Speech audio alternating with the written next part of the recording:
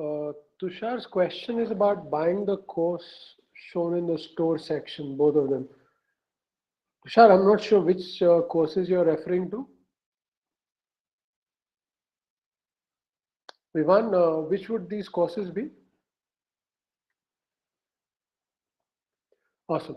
So hi everyone, welcome to today's session, and we're going to talk about how to build a career in blockchain law. As always, let's keep this interactive. So whatever questions you have, I'll also take them. Let me begin by sharing my screen. Just a second.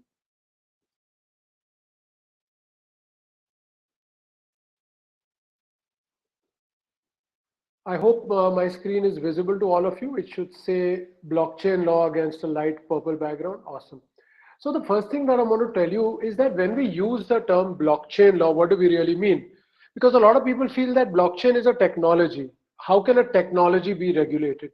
So the generic word blockchain, when we use, we cover things like crypto assets, DAOs, which is decentralized autonomous organizations, DeFi, which is decentralized finance, Metaverse, tokenization of assets, which could mean tokenization of real world assets on the blockchain, and Web3.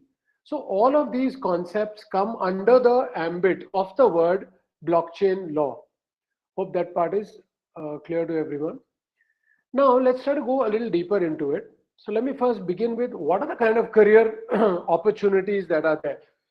So for example, that you could be advising blockchain, crypto, DeFi, and Web3 startups on legal compliances in various countries. Now, this is a very important issue because as you keep reading in the media, currently a lot of the Indian crypto exchanges are in very serious trouble with the enforcement directorate because they have not complied with the money laundering laws. So there are so many different laws that actually apply, but many people are unaware of them. So let me give you some simple examples. So in fact, even when we talk about the Indian law, so a lot of us do know that the Income Tax Act applies because the Income Tax Act is the single law in India under which cryptos are defined. So you have things like non-fungible tokens, virtual digital assets, and then there are not just in the main act, but there are some notifications which have come in under which cryptos are regulated. So that becomes one. Then we have the Prevention of Money Laundering Act. So as you know, money laundering basically is the act of converting black money into white, and it is very heavily punished. I mean, there is a very long, severe jail term and huge fines. And many of the crypto projects today, especially the exchanges, are actually in trouble with the money laundering laws. Then we have a law called Black Money and Imposition of Tax Act. Now, that's a law which actually most people have never even heard. In fact, let me just ask you a quick question. Had you guys ever heard about this law before? The Black Money and Imposition of Tax Act? Could someone give me a yes or a no? Okay. Oh, Ritesh had, that's nice. So yeah, that's another very interesting law which many people didn't know about before. Then of course we have the Indian Penal Code. So when we talk about these various kinds of crimes like rug pulls and so many other things which are happening, they are actually covered by the Indian Penal Code.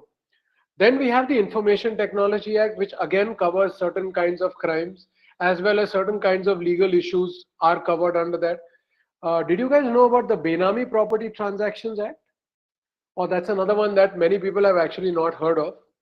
So Benami basically means when you hold some property in someone else's name. It's your property, but to hide it from the government, you show someone else as the owner. And that's very common in crypto, for example. So in that case, the prohibition of Benami Property Transaction Act would also apply.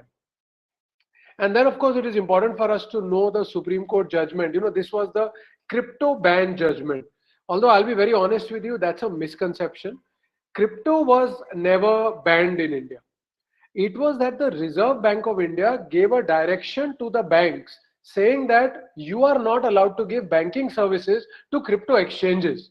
They never really had the jurisdiction to ban crypto. Anyway, the Supreme Court later then cancelled that particular order. So that judgment is also very critical. Abhishek's question is, can that person be fictitious also? Yes, Abhishek. Even the fictitious people would be covered under that. So like I said, the first kind of career opportunity is advising all the startups and crypto exchanges under the laws of India, US, Japan, European Union, Malta, and Singapore. Now, again, why these particular countries? Because these are the countries that have actually made very substantial laws around crypto regulations. So, India, of course, we know there are many laws that apply. In the US, there are lots of legal issues, especially you have the Competition Commission there, the FinCEN, you have the IRS, and so many of their regulatory bodies have come out with a lot of regulations around crypto. So we cover that, and that's very, very important. And then, of course, we have Japan, which was probably the first country in the world to regulate crypto, the European Union, Malta, which has some very interesting laws, and of course, Singapore. So any questions on this first part? If it's all clear, if you could just say all clear, I'll just continue. If there are questions, you can definitely post them. Okay. The second is advising startups on DeFi-based fundraising. Now, this is a very, very critical thing, and let me just tell you a little bit more about it. So when we talk about fundraising mechanisms, so if you look at my screen, there are actually many ways in which companies can raise money through the Web3 or blockchain systems. So you may have heard about ICOs, initial coin offerings. Those are not so popular anymore, but you actually have things like initialized exchange offerings, DEX offerings, and you can even issue security offerings like tokens and equity shares through the blockchain-based systems. So now these are very, very critical fundraising mechanisms, and obviously each of them comes with their own legal complications. So that's another very important area of opportunity which is there, that you can advise companies, and it's not just blockchain startups. You know, even existing real world companies are looking at now raising funds through the crypto markets, and then thereby doing something like called a reverse ICO, or in some cases doing a security token offering, because they are able to raise money from a global audience. Otherwise, what happens today is when you try to raise money through stock markets, you go to your country.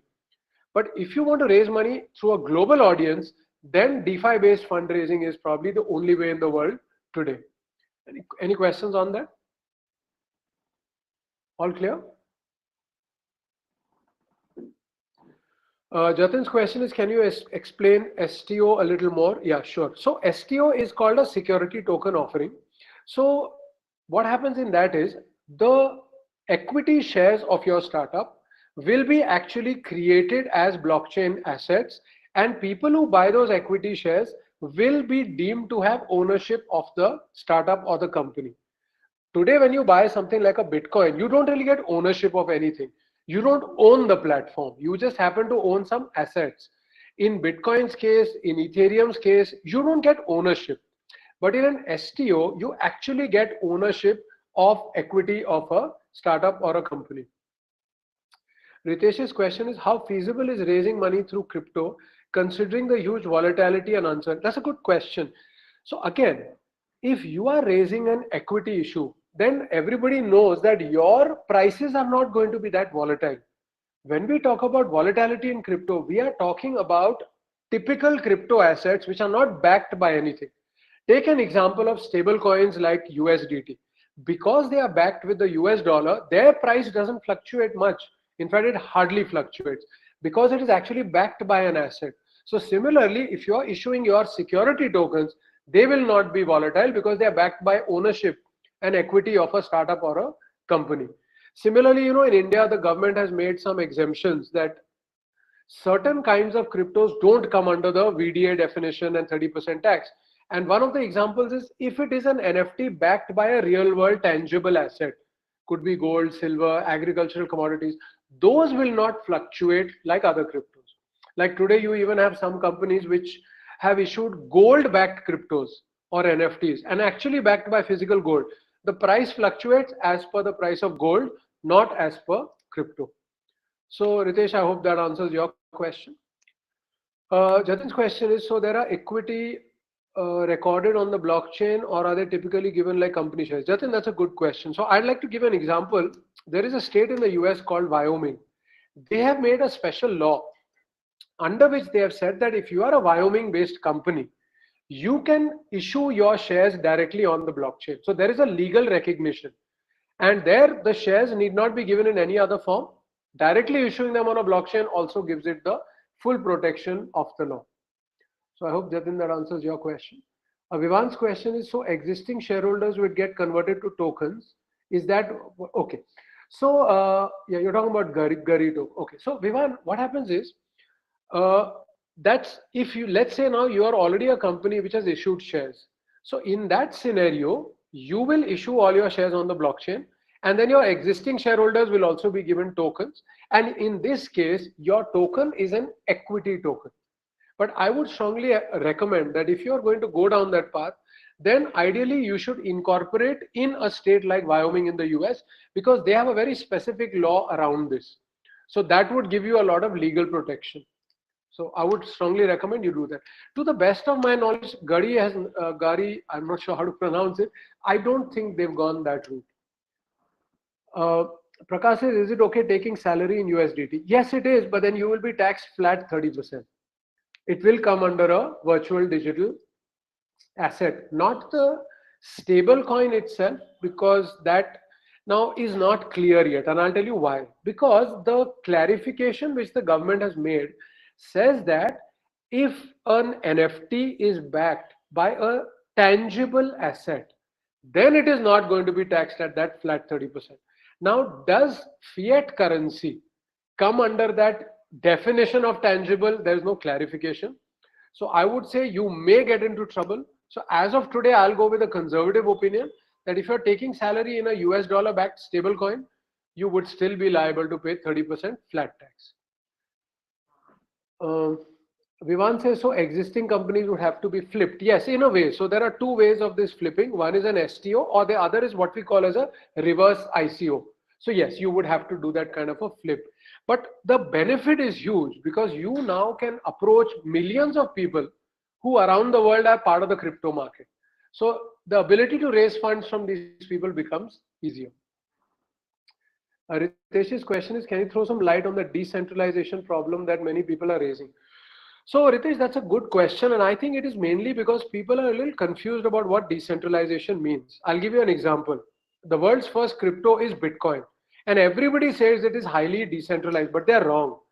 Firstly, Bitcoin mining, a majority of that is controlled by five groups only, five mining groups. Secondly, people don't realize that the most important element of Bitcoin is its source code, or the software protocols on which it runs. And that is actually controlled by, I think, 7 developers who control the GitHub repository. So we don't really have anywhere in the world something called a purely decentralized system, because the question is very simple: who will maintain it? I mean, if there is nobody in charge, who's going to upgrade the software? Who's going to put innovation and come out with new things like Ethereum? They've just undergone a huge change where they have gone from proof of work to proof of stake. Now, if there is no entity or a team behind it, who would have actually done all this? So we actually don't have decentralization in the way many people imagine. Things are a little different from what the media talks about. Hope that answers your question, Ritesh. Jatin says, is it allowed in India to give a company's equity recorded on a blockchain? Good question, Jatin. I would say no. As of right now, to the best of my knowledge, no. And that's the reason I'm recommending that you should do it from Wyoming in the US. To the best of my knowledge, that's the only jurisdiction which has specifically come out with a law on putting your shares on the blockchain. If there are other questions, keep putting them. Then the next opportunity which I see arising is advising in the establishment of DAOs. See, now DAOs are a very, very interesting concept, decentralized autonomous organization. So just imagine what happens in a company.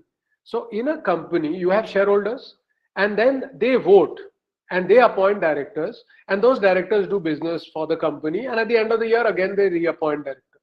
Now, in a DAO, every single holder of the token can vote on almost all the decisions. So many people feel that DAO is the next step in the evolution of companies. And a few years from now, there will be no companies left. Everything will be a DAO. And I'd like to again mention here that in Wyoming, again, they've made a law under which a DAO can be recognized directly as a company, as an LLC, limited liability corporation. So I believe this is another huge opportunity, and advising projects on how to move things into a DAO is again going to be a very huge thing. Abhishek says there are some crowdfunding platforms on blockchain. How are they managing? So Abhishek, that's a good question. So we would have to see what exactly that platform does. Because what you've got to understand is it doesn't matter which the platform is. You've got to understand the token economics of what you're trying to do. So are you issuing a regular token which could be inflationary, deflationary, asset backed, or even dual token models are there, or are you issuing equity based? And then you would go to these platforms and raise the funds. So because there are many platforms, they are following different methods. Jatin says in DAOs the governance voting rights are given in what ratio? So most commonly it is one token equal to one vote. So in most examples, it would be how many ever tokens you own. So if you own 5% of the tokens, you have 5% of the voting power. So that's a very simple way in which it's done. In some cases, there are dual tokens.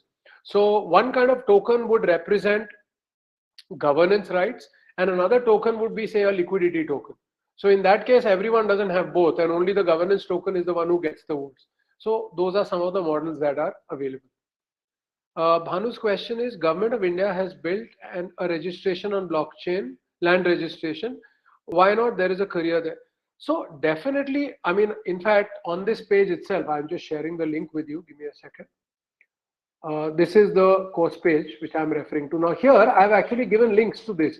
So blockchain adoption is growing the most in India, and active use cases include land registration, blood banks, public distribution system, remote voting, even GST records, and academic certificates. In fact, most people don't know that the CBSE results, academic documents of 10th and 12th standard, are already being stored on the blockchain in India.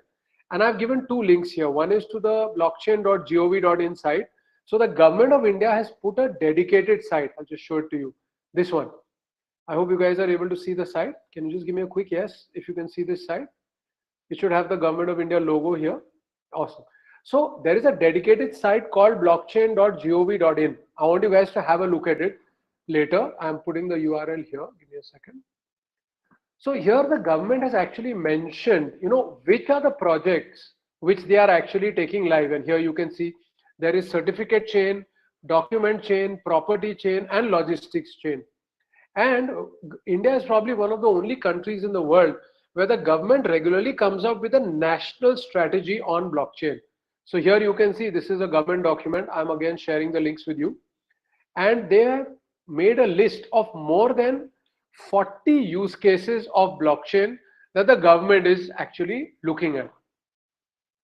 So I hope that answers your questions. There was a question from Bhanu. So Bhanu, I hope you get the answer to that. Ritesh says, do these government projects use public blockchains? Yeah, Ritesh, that's a good point. So there are different techniques being used. So for example, as far as I'm aware, for many of the document related, in fact, even if you know that the COVID vaccine passports, they are also available on the blockchain. In that case, they are using Polygon.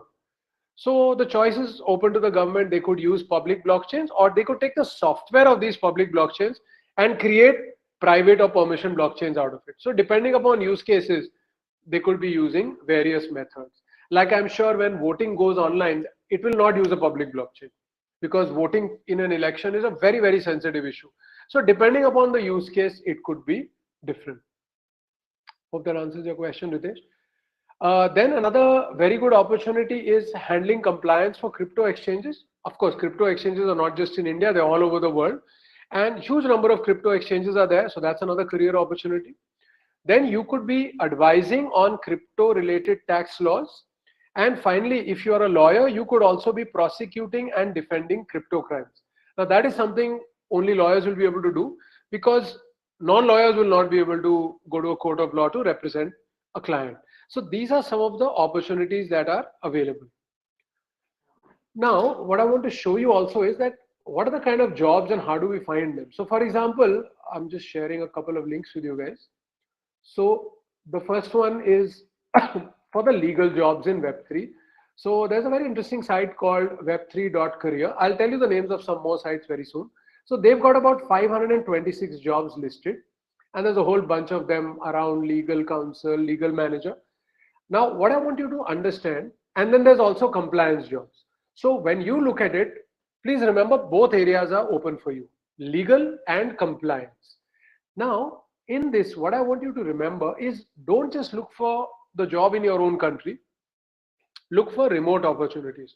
Because nowadays, what is beginning to happen is, thanks to COVID, and that's the nature of crypto and Web3, that you can get really amazing jobs sitting in your home country, but you could be working for a startup in some other part of the world. So, remote jobs, especially for companies in the US and Europe, pay very, very well. And you could be living in a place like India, spending a lot lesser money, but still earning in US dollars. So, these are two of the links that I've shared with you. So, do definitely have a look at that. And now let me quickly tell you that what is the kind of action plan that I need you guys to do. So of course, first step would be to learn about blockchain law, for which you're most welcome to join the course that I'm starting out. But what are some of the important things that you need to do? An action plan. So the first thing that I need you also to do, and let me just quickly share this link also with you. Give me a second. Is to attend online and offline meetups, conferences, and mentoring programs. Now, these are happening all across the place. So, if you are living in places like Pune, Bombay, Delhi, Bangalore, you would have offline events, or in other places, you would have access to online. Attend as many of them as possible, because that is the way you will network with the project teams. And ultimately, whenever you meet someone, immediately connect to them on LinkedIn so that they remember who you are. And that's one of the best ways to get connected to the right projects. And ultimately, these are the ones which are probably going to hire you. So that's step number one. Pankaj's question is, what do you think a product designer should learn to step into blockchain and Web3? So Pankaj, I did a session on non-tech jobs in Web3 in which I spoke about project designers and all. So maybe you could have a look at that video of mine and you would get all your answers on that. The second step is to start posting high value, interesting content on social media, especially LinkedIn. So now that say you've started to learn about blockchain, start writing simple posts explaining to people, different aspects of blockchain law. And that means the right people will start to notice you. And then people say, okay, you know what, this guy really seems to be knowing what he's talking about. And that is one of the best ways of building your profile and getting excellent offers. Now, I can tell you this from experience. I write a lot on LinkedIn and I get approached all the time for really good job opportunities, consulting opportunities. So I can tell you from personal experience, posting good content on Instagram and LinkedIn is really going to benefit you. The third step would be to actively participate in the Discord, Reddit, Telegram, and other channels of these different projects. So if you're talking about legal, go to these channels and post about legal issues. Again, that's a very great way of networking with the teams. Fourth step is to do some internships. Now, if you are a fresher, don't bother about stipend, just make sure you get practical experience. And if you get practical experience in blockchain law, there is nothing in the world that can compete with that. So that's step 4. And then once you are ready, so you've learned about it, you've started to post, and you've also got some internship experience, now is the time you can start looking for openings for freelancing as well as full-time. So here I have mentioned a few of the sites. So web3.career I think is one of the best. There's cryptocurrencyjobs.co, there's remote3.co. Of course, LinkedIn is there, Indeed is there, Fiverr and Upwork. So these are some of the best sites that you could be looking for opportunities. Let me know if you have any questions. And then I'll just briefly tell you about this course that I've designed. So I've designed it such a way that there are going to be a series of live lectures. So there are going to be lectures on 8 Saturdays. So Saturdays, I presume, is convenient for everyone. So we start with 8 and then it continuously goes one Saturday after the other. Total 8 lectures will be there of 2 hours each. So it's 11 to 1. And then you have a 60-minute open book exam, which is very practical and case study based. You need to get 70% to pass. And the exam date will be 3rd of December. Now here I have mentioned that these are the profiles for which this is most relevant. So lawyers, chartered accountants, company secretaries, information security professionals, incident response professionals, and fraud control professionals. If you're not from one of these 6, it doesn't mean it's absolutely not for you, because I could not visualize all the different profiles. So according to me, these are the 6 most important. But if you come from any other profile, do get in touch with me and I'll advise you whether it is the right course for you or not. Like if suppose you're looking at becoming a developer, then this is not the course for you. So if you're not from these profiles, get in touch with me before you take admission and I'll advise you on whether it's right for you. Let me look at some more questions. So Pankaj says, what all skills a person needs to prepare for Web3 and blockchain? So Pankaj, in Web3 blockchain, when we talk about it, we can say one is a developer kind of a profile, which is a tech profile, a finance profile, a legal profile, and then there are others. Now for all these four, I've made a lot of posts on my Instagram. You can go and have a look at it there. Or you could go to my YouTube channel and I made videos on each of these. So that will be able to answer all your questions. Let me look at the next one. Abhishek says, what is the name of this course? Yeah, so this course is called Executive Program in Blockchain Law. Let me just put the name here. Let me also put the URL here so you can have a look at the syllabus. Let me look at the next question. Okay, link. So link I've just posted here so you guys can have a look at that. Okay. I think those are the only questions that I can see as of right now. Do you have any other questions? Ananya wants to have my email ID. Yeah, so I'll just put it down here. It's rohasnagpal@gmail.com. And of course, you can also connect with me on LinkedIn or Instagram. Okay. Prakash says, I've sent you a WhatsApp message. Sure, Prakash, I'll have a look at that. Okay. Any other questions? Or is this all clear? And you can go through the course page. There are links to the government site. There are links to the strategy report. The syllabus is also mentioned in detail here. And if you want to learn a little bit more about it, there's a small blog post here. And I would strongly recommend that try out the blockchain law quiz on Telegram. So that is something you guys could do right now also. I'm posting the link for that separately. So I made a small LinkedIn channel and I put a blockchain law quiz. So every day I'll be adding new questions to that. So just go there and start taking the quiz. It's good fun and it kind of, gives you some basic knowledge about the field. Any other questions? I'll wait for a minute or two. Ritesh's question is, this is more on Indian or global? So that's a very good question, Ritesh. I would like to clarify here that we can't segregate. It is very important for us to know both aspects because crypto is global in nature. So there is no startup in the world which can say I am only focusing on people of one country. No, crypto is global. So it is important for us to know Indian as well as global laws. So here I told you already what are the Indian laws we covered, and then internationally this is what we are going to do. So as far as the US is concerned, because they don't have a specific law, we are going to see what their Securities and Exchange Commission has made the rules and regulations. That is like what in India, what we call as SEBI, they call it the SEC. Then they have the Financial Crimes Enforcement Network, kind of like the ED of India, Enforcement Directorate. We have the Commodities Future Trading Commission, and we have the Internal Revenue Service, which is like their tax department. So we will study what are the regulations they have made. Then we will look at the Payment Services Act of Japan. For Dubai, we will be looking at the law number 4, which regulates virtual assets. For European Union, we'll be looking at the 5th Anti-Money Laundering Directive. For Malta, we'll be looking at the Virtual Financial Assets Act. And for Singapore, we'll be studying the Payment Services Act. So we are going to give equal importance to the Indian and international aspects. So Ritesh, I hope that answers your question. Vikas says he's looking for a blockchain developer. So Vikas, are you hiring or are you looking to get hired? So either way you could, there are lots of ways of getting the right kind of developers. Any other questions?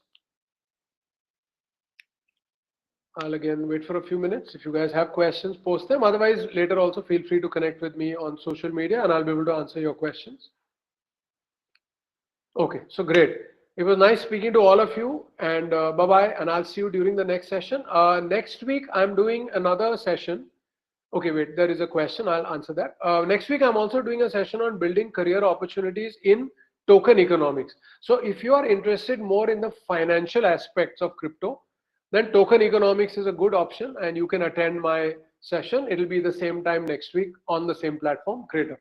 So just follow me on that. Someone from LinkedIn says, I'm a fresher with undergraduate in mechanical. I would love to work in the crypto space, but I'm not interested in coding.